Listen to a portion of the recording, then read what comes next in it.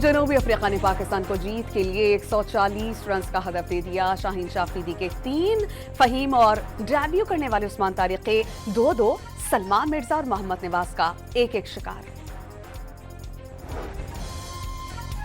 भारत की गिरफ्तार पाकिस्तानी मल्लाह को इस्तेमाल करके फोर्सेस को बदनाम करने की कोशिश। एजाज नामी मल्लाह पाकिस्तानी फोर्सेस की वर्दियां और पाकिस्तानी मसनूआत भारत ले जाते हुए गिरफ्तार कर लिया गया।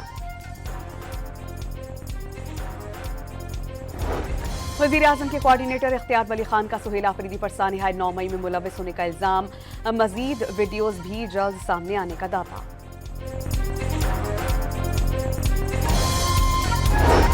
और वज़ीराला खैबर पख्तूनख्वा सुहेल आफरीदी का खैबर टीचिंग हॉस्पिटल का अचानक दौरा, मरीजों से मुलाकात और सहूलियत का जायजा।